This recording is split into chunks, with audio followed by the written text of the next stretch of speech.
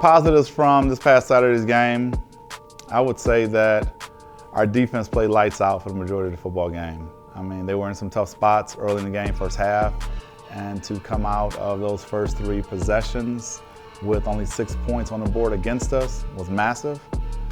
We came out in the third quarter again. I challenged the team as a whole going into the half. We needed to get a stop, a great 3-and-out stop there. Gave our offense a short field, put us at the 50-yard line, so they did some really good things there. And then also Carter Dixon had a great game. He's been punting well for us all season. So C.J. Davison, he's our workhorse. Great running back.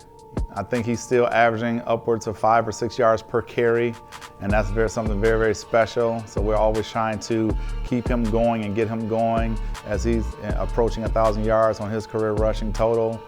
Then you have Jaden Rembert, who again makes some acrobatic catches, very consistent within our pass scheme, our pass game. Also Jalen Wallace. I would also say that Devon Bentley has come along very, very well for us offensively. I couldn't be more prouder of Matt Plaga and Andrew Perkins. Matt, especially being a young man who's been in our program for 5 years now, he has produced, he's grown, he's progressed season after season, and something I say to all of our seniors, my expectations for our seniors are for them to play their best brand of football, and he's definitely doing that. He's executing within our defense, and then just his physical stature, his style of play. I like to look at him as an old school ball player who really thumps. For Andrew Perkins being on the back end, he's like the quarterback of our defense. Extremely smart young man, a mature young man. We're so blessed to have him back and playing at such a high level. I would also say that my hat goes off to Brody Snyder. He was our backup Mike linebacker. He had his first career start this past Saturday, and once again, he's done some phenomenal things with the opportunities that he's had. So I'm very, very proud of Brody also. Our second top 5 opponent of the season, going into week 5, Marian University. Great program, an established program, a veteran program. They have a lot of 4th and 5th year guys on their team, and I know first and foremost that they're on a mission. They're trying to establish themselves as a national champion contender as well, like that. So what we've learned from our week 1 opener with IWU playing a team of this caliber is we need to minimize mistakes. You know, what I call, like they say in baseball, unforced errors. That's going to be very, very key there.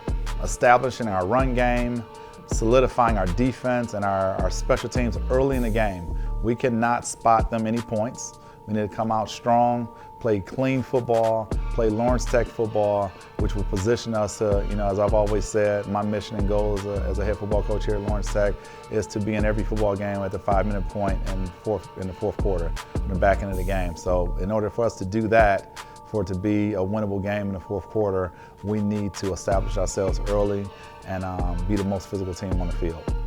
So we've been talking about speed, really just talking about speed, the rate in which we practice, you know, our practice clip as we call it, our transitions. So we want to fly around, we want to execute, we want to be great at every small detail that we focus on within Blue Devil football. So that's our mission right now, is really focus on us. I think the way we get our guys focused for a big, you know, top 5 opponent is the sameness. Our approach every week has to be the same. Because if we go with the ebbs and flows of the roster, or of the schedule rather, I don't think that's a good recipe for success.